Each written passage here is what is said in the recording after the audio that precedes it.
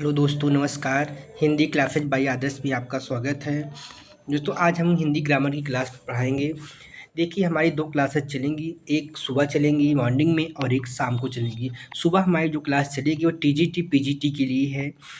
KVS TGT हो, चाहे NVS हो, यूपी टीजीटी हो, बिहार टीजीटी पीजीटी के लिए कोई भी एग्ज़ाम रहेगा जो टीजीटी पीजीटी लेवल का रहेगा, उसके लिए हमारी क्लास हिंदी साहित्य की चलेगी मॉर्निंग में, ठीक।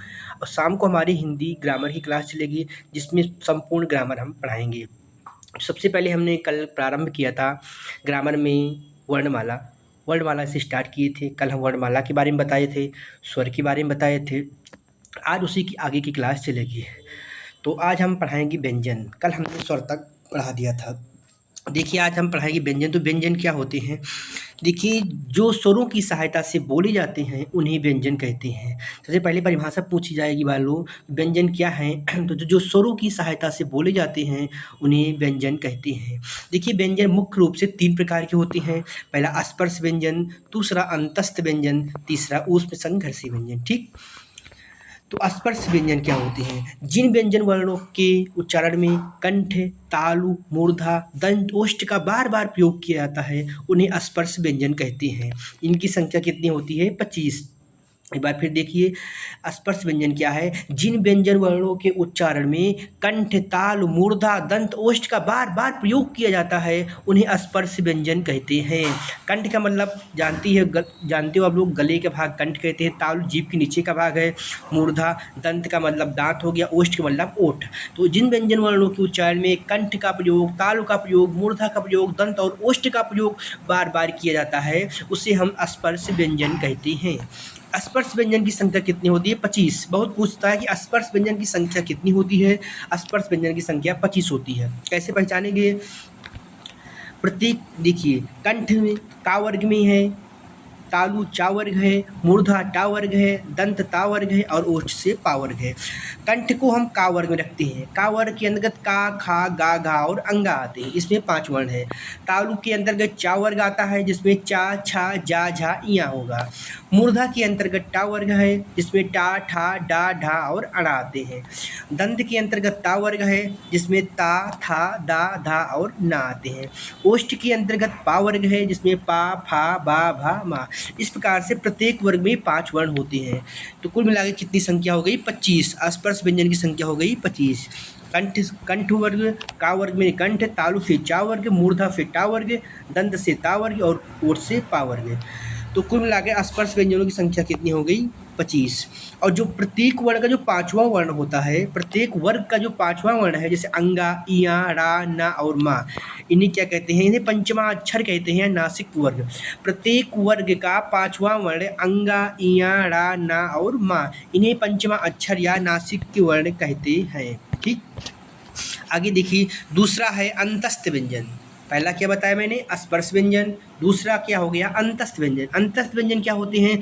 जिन व्यंजन वर्णों के उच्चारण में प्रकंपन उत्पन्न हो, जिन व्यंजन वर्णों के उच्चारण में कंपन उत्पन्न हो, उन्हें क्या कहते हैं? उन्हें कहते हैं अंतस्थ व्यंजन। जिन व्यंजन वर्णों के उच्चारण से कंपन उत्पन्न होता है उन्हें अंतस्थ व्यंजन कहते हैं। इनकी संख्या होती है 4। कौन कौन? या, रा, ला और वा। पूछता है बहुत, स्पर्श व्यंजन की संख्या कितनी होती है, अंतस्थ व्यंजन की संख्या कितनी होती है, उस व्यंजन की संख्या कितनी होती है। तो बहुत इंपॉर्टेंट क्वेश्चन है हर एग्जाम के लिए जहाँ पे हिंदी आती है, ठीक। तो अंतस्थ व्यंजन परिभाषा फिर से देख लीजिए एक बार। जिन व्यंजन वर्णों के उच्चारण से कंपन उत्पन्न होता है उन्हें अंतस्थ व्यंजन कहते हैं। इनकी संख्या कितनी होती है? 4 होती है। कौन कौन? या, रा, ला और वा। तीसरा आते हैं ऊष्म या संघर्षी व्यंजन। ऊष्म व्यंजन या इन्हें संघर्षी व्यंजन भी कहते हैं। तो जिन व्यंजन वर्णों के उच्चारण शरीर से ऊष्मा उत्पन्न हो, जिन व्यंजन वर्णों के उच्चारण में शरीर में ऊष्मा उत्पन्न हो उन्हें ऊष्म या संघर्षी व्यंजन कहते हैं। इनकी संख्या कितनी होती है? 4 होती है। बड़ा सा, खट्टी सा, छोटा सा और हा, ये चारों कहलाते हैं ऊष्म व्यंजन या ऊष्म संघर्षी व्यंजन, ठीक। इस प्रकार से हमने बताया कि व्यंजन कितने प्रकार के मुख्य रूप से होते हैं? 3 प्रकार के। पहला स्पर्श व्यंजन, दूसरा अंतस्थ व्यंजन और तीसरा ऊष्म या संघर्षी व्यंजन। आगे देखते हैं कुछ अन्य भी व्यंजन हैं। जैसे एक व्यंजन है संयुक्त व्यंजन। देखिए क्या होता है, जो व्यंजन दो भिन्न वर्णों के योग से बनते हैं उन्हें संयुक्त व्यंजन कहते हैं। जो व्यंजन दो भिन्न वर्णों के योग से बनते हैं उन्हें संयुक्त व्यंजन कहते हैं। संयुक्त व्यंजन की संख्या कितनी होती है? 4 होती है। संयुक्त व्यंजन की संख्या 4। कौन कौन होते हैं? छत, त्रिंग, ज्ञा और श्रा। देखिए छत कैसे बनता है? आधा का प्लस सा से मिलता है छत। त्रिंग कैसे बनता है? आधा ता प्लस रा से त्रा बनता है, त्रिंग बनता है। ज्ञा कैसे बनता है? आधा जा प्लस इया से ज्ञा बनता है। और श्रा कैसे बनता है? बड़ा सा में आधा सा कह सकते हैं, आधा सा प्लस रा से श्रा बनता है। इस प्रकार से संयुक्त व्यंजन की संख्या कितनी होती है? 4। छत, त्रिंग, ज्ञा और श्रा। देखिए बहुत ज़्यादा क्वेश्चन पूछा जाता है हर एग्जाम में कि छत कैसे बनता है, त्रा कैसे बनता है, ज्ञा कैसे बनता है और श्रा। इसको याद रखिएगा, आधा का प्लस सा से छत बनता है, आधा ता प्लस रा से त्रा बनता है, आधा जा प्लस इया से ज्ञा बनता है और आधा सा प्लस रा से श्रा बनता है। इस प्रकार से संयुक्त व्यंजन की संख्या 4 है, छत, त्रिंग, ज्ञा और श्रा। आगे एक व्यंजन आता है निर्मित व्यंजन। आप लोग जानते हैं निर्मित व्यंजन क्या है? देखिए जिन व्यंजन को प्रयोग के आधार पर निर्मित किया जाता है उन्हें निर्मित व्यंजन कहते हैं। इनकी संख्या 2 होती है, अंगा और ढा। देखिए निर्मित व्यंजन को द्विगुण व्यंजन भी कहते हैं। जिन व्यंजनों का प्रयोग या जिन व्यंजनों को प्रयोग के आधार पर निर्मित किया जाता है उन्हें निर्मित व्यंजन कहते हैं। निर्मित व्यंजन को भी द्विगुण व्यंजन कहते हैं। इनकी संख्या 2 होती है, अंगा और ढा। बहुत मोस्ट इंपॉर्टेंट क्वेश्चन है, बहुत बार पूछा था कि द्विगुण व्यंजन की संख्या कितनी है। द्विगुण व्यंजन की संख्या 2 होती है, अंगा और ढा। ठीक, चलिए आगे देखते हैं। इसके बाद एक आता वैदिक व्यंजन। इसका प्रयोग पहले वेदों में किया जाता था, इसलिए इसे वैदिक व्यंजन कहते हैं। वैदिक व्यंजन में अंत आते हैं ला। ठीक, पूछेगा कि वैदिक व्यंजन कौन से हैं, तो ला। आगे है आगत व्यंजन होते हैं। देखिए आगत व्यंजन क्या है? जो विदेशी भाषाओं से लिए गए हैं उन्हें आगत व्यंजन होते हैं। जैसे अरबी फारसी से मिलकर बनती है आगत व्यंजन। आगत व्यंजन की संख्या पूछता है, आगत व्यंजन की संख्या 2 है, जा और फा। बहुत इंपॉर्टेंट क्वेश्चन है। आगत व्यंजन की संख्या 2 है, जा और फा। ठीक, इस प्रकार से एक बार देख लीजिए हिंदी में कितने स्वर होते हैं। बहुत मोस्ट इंपॉर्टेंट क्वेश्चन है सब।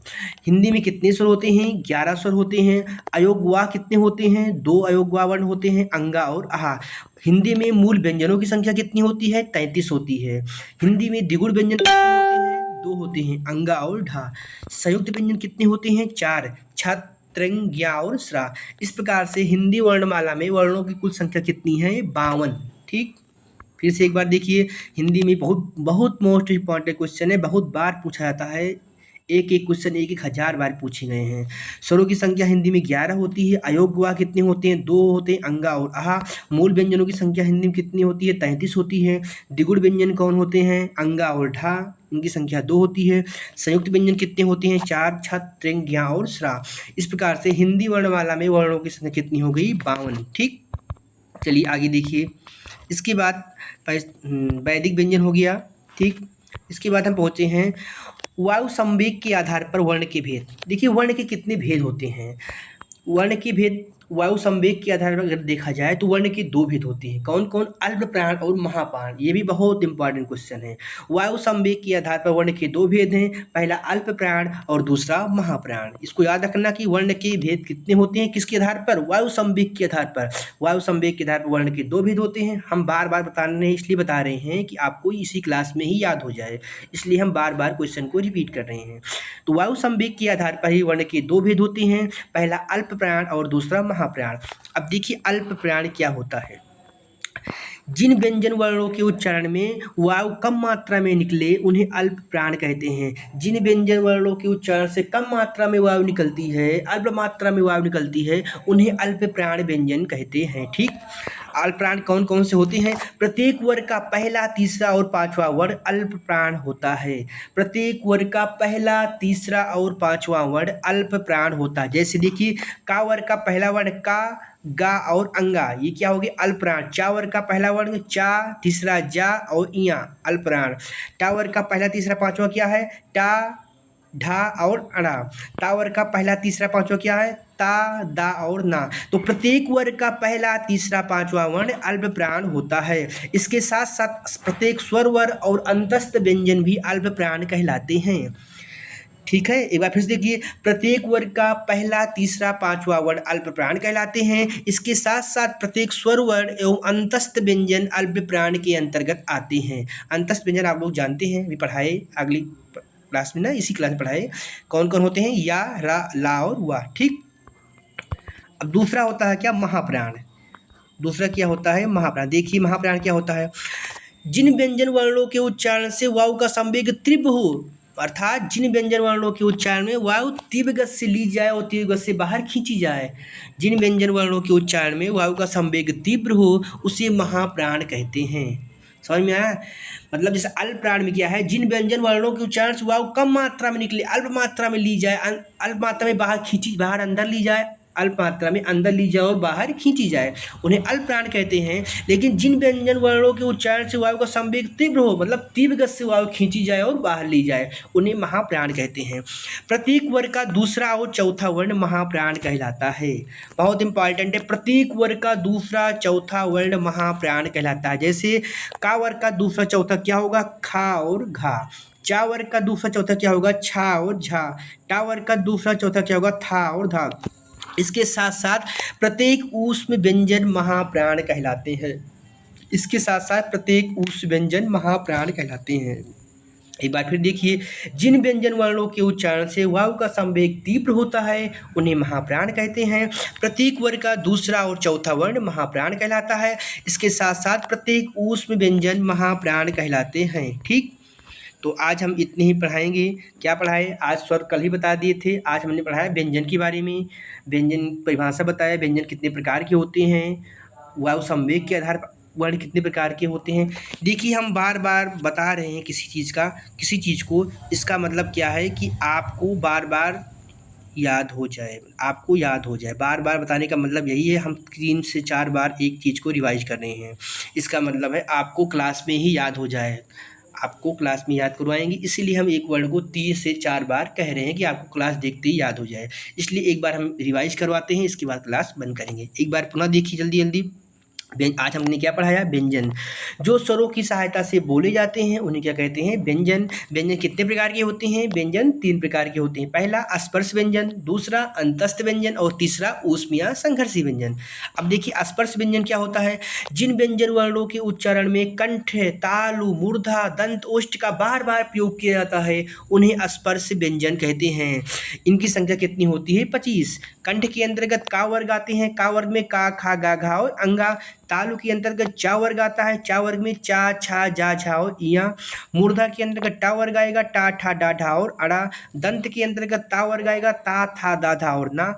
ओष्ठी के अंतर्गत पा वर्ग आएगा, पा वर्ग में पा, फा, बा, भा, मा। इस प्रकार से प्रत्येक वर्ग का 5 वर्ण मिलाएंगे तो कितनी संख्या हो जाएगी, 25। तो स्पर्श व्यंजन की संख्या 25। ठीक, प्रत्येक वर्ग का जो 5वां वर्ण होता है उन्हें पंचवां अक्षर कहते हैं। ठीक, आगे देखते हैं दूसरा अंतस्थ व्यंजन। जिन व्यंजन वर्णों के उच्चारण से कंपन उत्पन्न होता है उन्हें अंतस्थ व्यंजन कहते हैं। संख्या कितनी होती है, 4। कौन कौन, या, रा, ला और वा। तीसरा ऊष्म या संघर्षी व्यंजन। जिन व्यंजन वर्णों के उच्चारण से शरीर से ऊष्मा उत्पन्न होती है, मतलब महसूस होता है कि ऊष्मा उत्पन्न हो रही है। ठीक, जिन व्यंजन वर्णों के उच्चारण शरीर से ऊष्मा उत्पन्न हो उन्हें क्या कहते हैं, ऊष्म व्यंजन। इनकी संख्या कितनी होती है, 4। बड़ा सा, खट्टी सा, छोटा सा और हा। इसके बाद क्या जाएगा, कुछ अन्य व्यंजन है। देखिए संयुक्त व्यंजन भी पूछता है। जो व्यंजन 2 भिन्न वर्णों के योग से बनते हैं उन्हें संयुक्त व्यंजन कहते हैं। संयुक्त व्यंजन की संख्या कितनी होती है, 4। छत, त्रेंग, ज्ञा और श्रा। छत कैसे बनता है, आधा का प्लस सा से मिलकर। त्रा कैसे बनेगा, आधा ता प्लस रा से मिलकर। ज्ञा कैसे बनेगा, आधा जा प्लस इया से मिलकर। फ्रा कैसे बनेगा, आधा सा प्लस रा से मिलकर। अगला है निर्मित व्यंजन। जिन व्यंजनों को प्रयोग के आधार पर निर्मित किया जाता है उन्हें निर्मित व्यंजन कहते हैं। निर्मित व्यंजन को ही दुगुण व्यंजन कहते हैं। इनकी संख्या कितनी होती है, 2 होती है। ठीक, इसके बाद वैदिक व्यंजन। ला को हम वैदिक व्यंजन मानते हैं। आगत व्यंजन कौन होते हैं, जा और फा। इनकी संख्या 2 होती है। इस प्रकार से स्वरों की संख्या हिंदी में कितनी होती है, 11। अयोगवा 2 होते हैं, अंगा और इया। हिंदी में मूल व्यंजनों की संख्या कितनी होती है, 33। द्विगुण व्यंजन कौन होते हैं, अंगा और ढा। संयुक्त व्यंजन कितने होते हैं, 4। छत, त्रिंग, ज्ञा और श्रा। इस प्रकार से हिंदी वर्णमाला में वर्णों की संख्या कितनी होती है, 52। ठीक, इसके बाद हम क्या बताया, वायु संवेग के आधार पर वर्ण के भेद। देखिए वायु संवेग के आधार पर वर्ण के 2 भेद हैं। पहला अल्प प्राण और दूसरा महाप्राण। अल्प प्राण क्या होता है, जिन व्यंजन वर्णों के उच्चारण से वायु जिन व्यंजन वर्णों के उच्चारण में वायु कम मात्रा से निकले या वायु कम मात्रा में निकले उन्हें अल्प प्राण कहते हैं। फिर से एक बार देखिए, जिन व्यंजन वर्णों के उच्चारण में वायु कम मात्रा में निकले या अल्प मात्रा में निकले उन्हें अल्प प्राण कहते हैं। प्रत्येक वर्ग का पहला, तीसरा और पांचवा वर्ण अल्प प्राण कहलाता है। इसके साथ साथ प्रत्येक स्वर वर्ण एवं अंतस्थ व्यंजन भी अल्प प्राण कहलाते हैं। बहुत इंपॉर्टेंट याद रखना कि प्रत्येक वर्ग का पहला, तीसरा और पांचवा वर्ण अल्प प्राण कहलाता है। इसके साथ साथ प्रत्येक स्वर वर्ण और अंतस्थ व्यंजन क्या कहलाते हैं? अल्प प्राण कहलाते हैं। इसके बाद आते हैं महाप्राण। देखिए महाप्राण, प्रत्येक वर्ग का दूसरा और चौथा वर्ण महाप्राण होता है। परिभाषा वही है, जिन व्यंजन वर्णों के उच्चारण से वायु का संवेग तीव्र हो उन्हें महाप्राण कहते हैं। प्रत्येक वर्ग का दूसरा चौथा वर्ण महाप्राण होता है। इसके साथ साथ ऊष्म व्यंजन महाप्राण कहलाते हैं। ठीक है दोस्तों, आज क्लास में समाप्त करते हैं। देखिए हम एक चीज़ को 2 से 3 बार बता रहे हैं, इसके बाद पूरी क्लास को हमने दोबारा रिवाइज कराया। इसका मतलब है कि आपको मुझे क्लास में ही पूरी ग्रामर याद करवानी है, आपको बाद में पढ़ने की आवश्यकता नहीं पड़ेगी। ठीक, हम पूरी ग्रामर इसी क्लास में ही आपको याद करवाएंगे, इसीलिए बार बार हम पढ़ रहे हैं। ठीक, थैंक यू फॉर वॉचिंग।